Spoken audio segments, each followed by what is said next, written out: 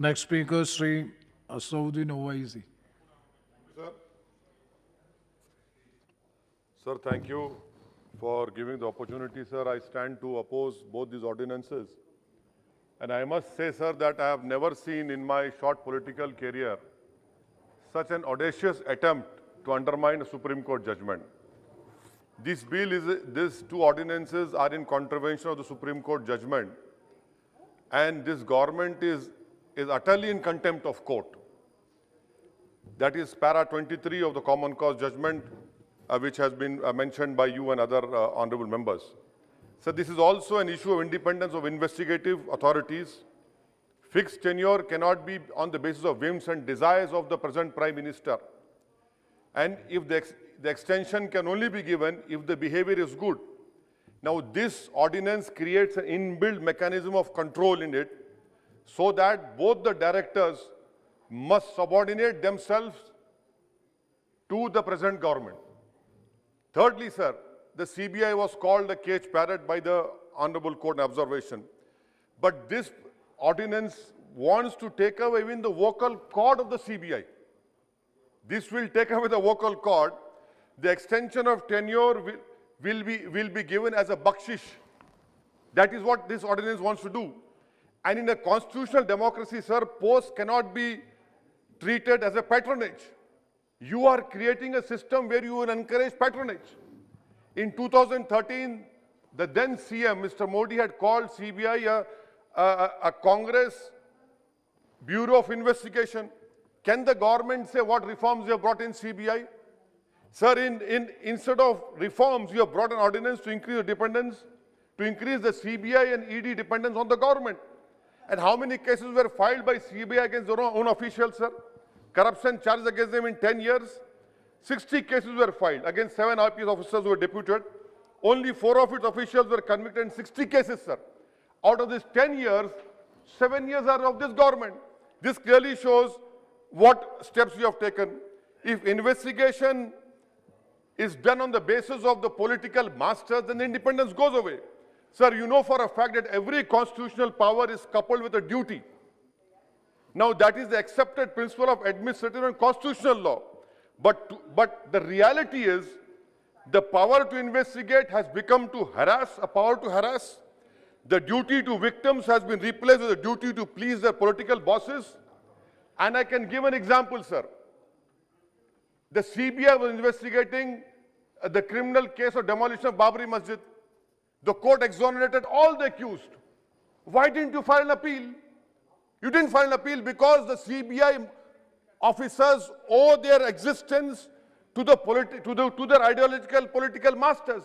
But you will file an appeal against Raja. Why? Because he's a Dalit. I'll give another example, sir. The then Andhra Pradesh, the then DGP wrote one letter against a Congress leader that was signed by a Congress MLA, posted to the High Court, CBI investigated.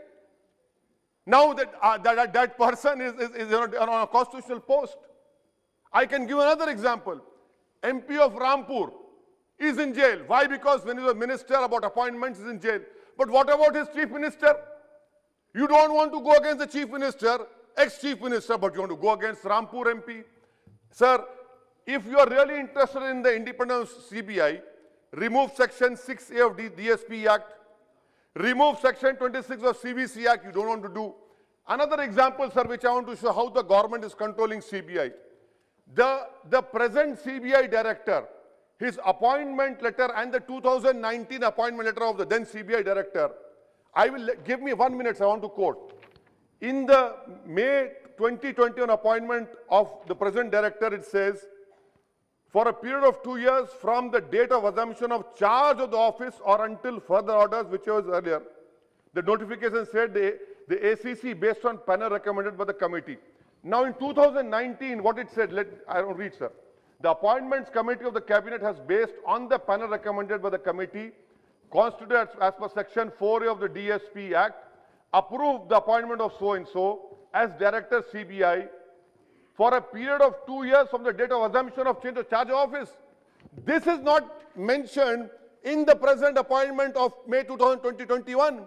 Why? Because again, you want to keep that person on your discretion. If he doesn't act, remove him. Sir, I conclude by asking the government, sir.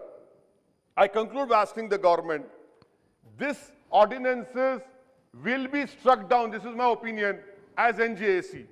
You are not reading the writing on the wall. You passed 2 farm laws. People have not accepted, you have withdrawn it. What are you doing? You came into power because of Lokpal movement. What has been the development in Lokpal? You can tell us. This government is not reading the writing on the wall, sir. And I will oppose this bill. You are getting carried away in power. Power is not eternal. Today you are in power, tomorrow you will not be there.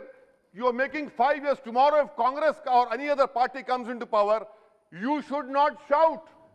You should not complain, because you have created a double-edged sword which will also hit you badly.